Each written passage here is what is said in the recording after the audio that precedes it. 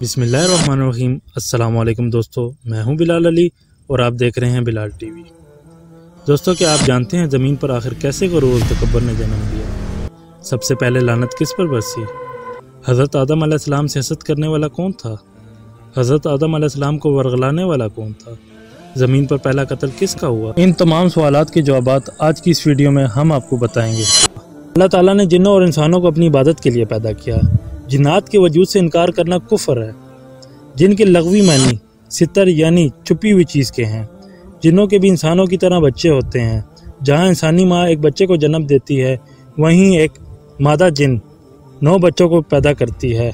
इसका मतलब इंसानों के मुकाबले में जिन्नों की नस्ल 9 गुना ज़्यादा बढ़ती है। जिन्नात के 10 ग्रोह बहुत ख़तरनाक माने जाते हैं।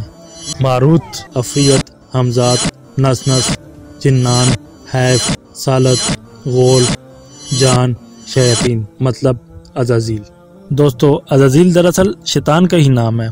शैतान बनने से पहले अज़ाज़ील फरिश्तों का सरदार हुआ करता था और अपनी इबादत और ख़ूबसूरती की वजह से जिन होने के बावजूद फरिश्तों में बहुत ज़्यादा मकबूल था।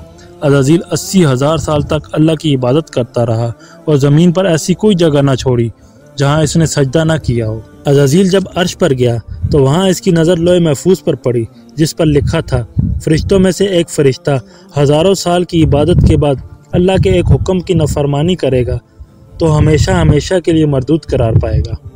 जब अज़ाज़ील को इस बात का पता चला तो इसने रोना धोना शुरू कर दिया और अल्लाह से कहा कि ऐ परवरदिगार, मैं इस बदबख्त से मिलना चाहता हूँ। और अल्लाह ने फरमाया, तू जल्द ही इसे देखेगा। इसके बाद अल्लाह ताला ने ज़मीन और आसमान से मिट्टी मंगवाई और आदम अलैहिस्सलाम का पुतला तख्लीक किया और तमाम फरिश्तों को हुक्म दिया, इसे सजदा करो। सजदा करने वाले फरिश्तों में सबसे पहले सजदा हज़रत जिब्राईल अलैहिस्सलाम ने किया। अल्लाह ने इसी वजह से हज़रत जिब्राईल अलैहिस्सलाम को फरिश्तों का सरदार मुंतखब कर दिया और अज़ाज़ील के इनकार पर उसे मरदूद करार दिया और उस पर लानत बरसाई। शैतान हज़रत आदम अलैहिस्सलाम से हसद करने लगा और क़यामत तक इंसानों को वरगलाने और बहकाने की कसम खाई।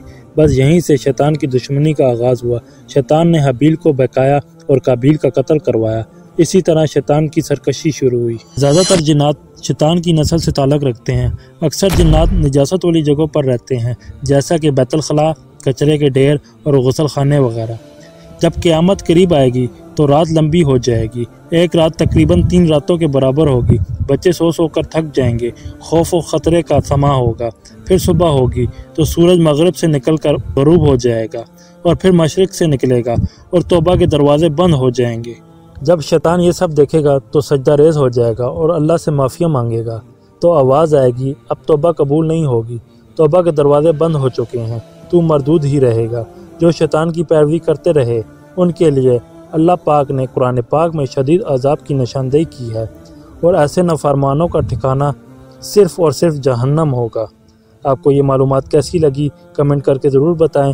वीडियो को लाइक करें और चैनल को सब्सक्राइब करना ना भूलिए ताकि मज़ीद इंफॉर्मेटिव वीडियोज़ आपको मिल सकें।